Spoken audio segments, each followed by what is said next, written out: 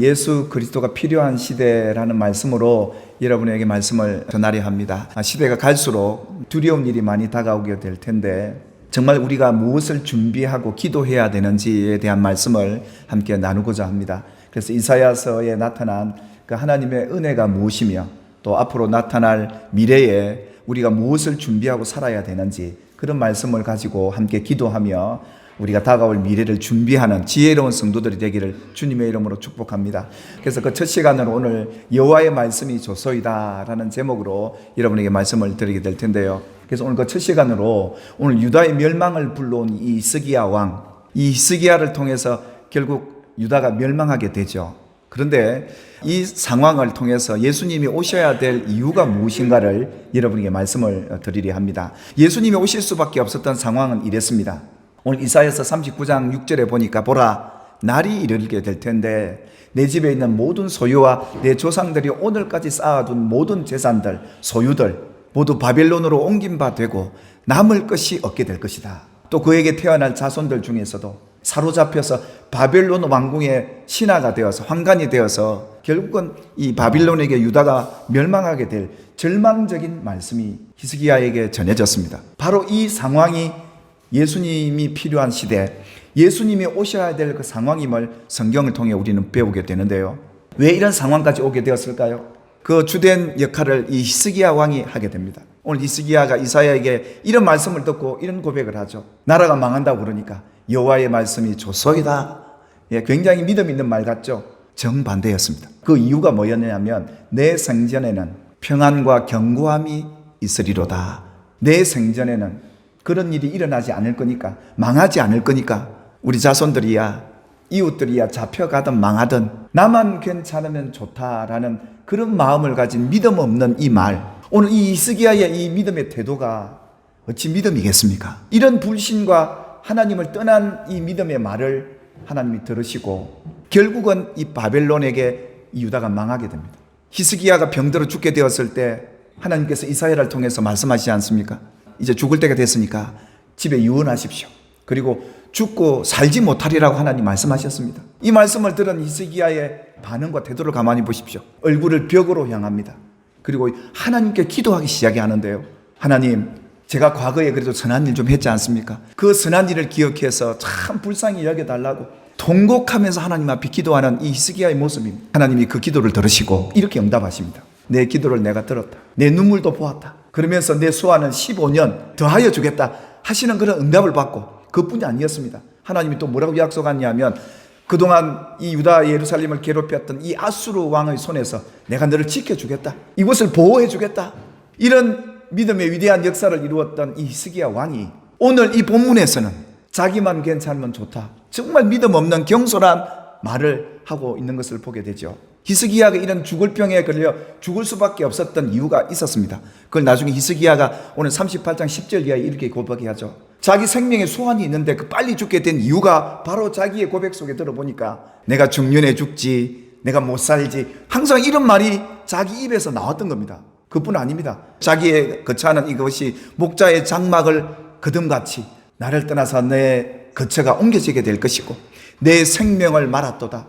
그래서 내가 아침에 죽을지 죽은 저녁에 죽을지 그렇게 내 인생이 끝나겠구나 늘 이렇게 자기 자신을 향해서 얘기를 했던 겁니다. 결국 우리 믿음의 사람들에게는 여러분들이 무슨 말을 하는가 그 말의 열매를 갖게 될 텐데 여러분의 말을 하나님이 들으시고 역사하실 텐데 믿음의 말을 할 수 있게 되길 주의 이름 축복합니다.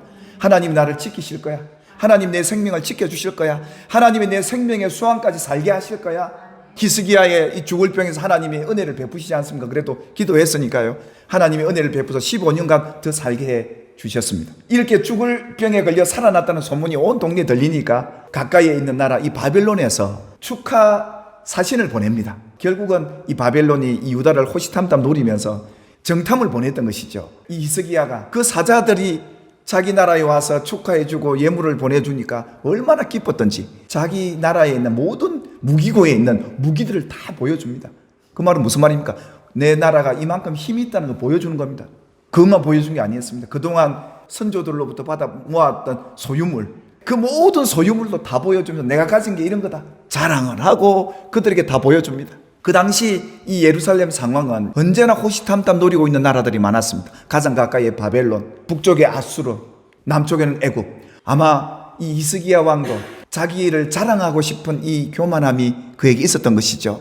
결국 이것이 적국에게 자기 나라를 내어줄 수밖에 없는 그 이유였습니다. 그래서 이 날이 이르게 될 텐데 다 빼앗길 거다. 네 자랑한 거 다 네 것이 되는 게 아니라 저 바벨론에 다 가져갈 것이고 내 조상들에게 주었던 그 모든 소유들 그리고 내 자손들까지도 이렇게 될 텐데 여호와의 말씀이 좋다니.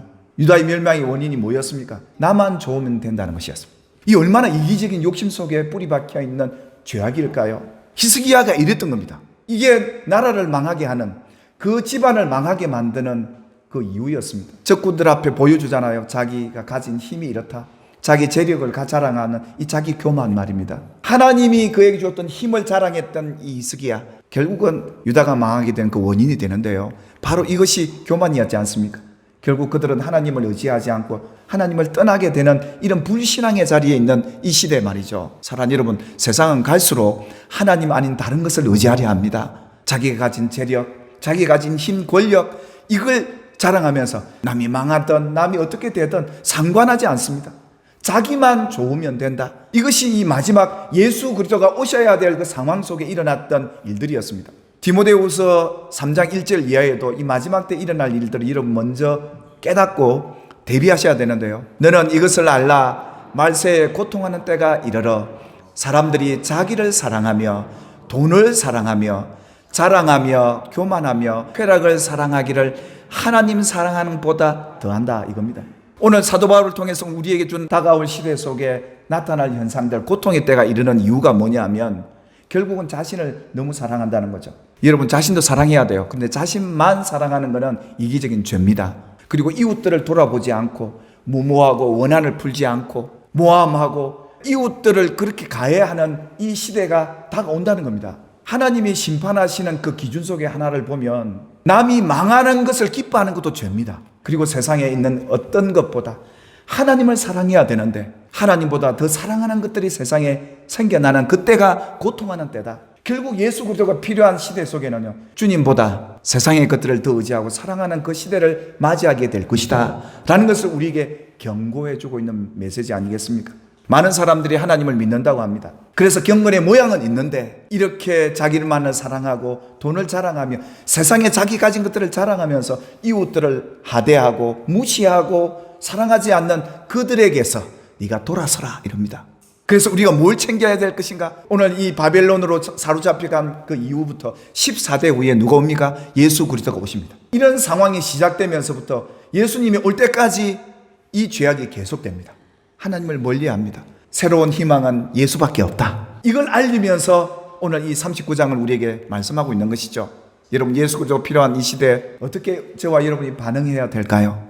오늘 하나님께서는 아브라함을 통해 만민이 복을 받게 될 것이라고 하나님 약속을 하셨습니다. 창세기 18장에 보시면 마물의 상수리 숲을 가운데 잠깐 거처하는데 두 사람이 지나갑니다. 아브라함이 그 두 사람을 영접해서 섬깁니다. 대접을 하죠. 거기에 누가 계셨느냐? 바로 하나님의 천사 하나님이셨습니다. 그때 하나님께서 이 아브라함에게 뭐라고 얘기하느냐 하면 네가 이렇게 나를 섬기고 이렇게 이웃들을 사랑하는 이 마음 보니까 내가 너한테 뭘 숨기겠느냐 하시면서 아브라함에게 그 사건을 알려주십니다. 그러면서 뭐라고 아브라함에게 약속하십니까? 강대한 나라가 될 것이다. 천하 만민이 너로 말미암아 복을 받게 될 것이다. 이 약속을 받게 되지 않습니까? 소돔과 고모라가 멸망될 것이라는 하나님의 말씀이 아브라함에게 알려진 겁니다. 나라의 흥망은 하나님의 손에 있다는 걸 아브라함이 믿었기에, 알고 있기에 이 멸망 중에 있는 소돔과 고모라를 위해서 아브라함이 기도합니다. 하나님 들어서서 주께서 의인을 악인과 함께 멸하시겠습니까? 내 조카가 살고 있는 그 땅에 하나님이 심판을 하신다니. 이 아브라함은 이 소돔과 고모라를 멸망하시겠다는 하나님의 그 말씀을 듣고 중보하지 않습니다. 오늘 우리로 인하여 우리가 그청이 살고 자녀들이 살고 우리 이웃들이 사는 중보자들이 되시기를 주님의 이름으로 축원합니다. 여러분을 통해 절망 속에 있는 이 시대를 구원해 주시고 살려주실 분이 여러분의 주님이시기에 우리 주님 앞에 여러분들이 중보자로 서보시기를 주님의 이름으로 축원합니다. 그렇다면 하나님이 저와 여러분을 강한 나라로 세워주실 것이고 저와 여러분을 통해 열국이 복을 받게 되는 여러분이 복이 될 줄 믿으시기를 주님의 이름으로 축원합니다. 중보자로 하나님이 우리를 세워주신 걸 믿으시길 바라고 그 사역을 감당함으로 저와 여러분을 통해서 저와 여러분의 나라가 또 우리 교회가 여러분의 가정이 하나님의 보호를 받고 더 강한 나라로 서게 되기를 주님의 이름으로 축원합니다. 기도하겠습니다. 살아계신 하나님, 오늘도 예수님이 오시기 직전 히스기야를 통해 멸망을 불러올 수밖에 없었던 그 불신의 시대 속에 얼마나 예수 그리스도가 필요했는지 하나님이 그 14대를 보시면서 보내신 그 예수, 그를 통해 나라가 보호를 받고 그 개인은 물론이요 강한 나라가 되어서 열방이 그 나라를 통해 복을 받게 하셨던 하나님의 역사가 우리를 통해 일어나게 해 주시옵소서. 하나님, 우리 안에 교만이 있나 보시옵소서. 자기만 생각하는 이기적인 욕심 속에 있는 자들이 있나 보시옵소서.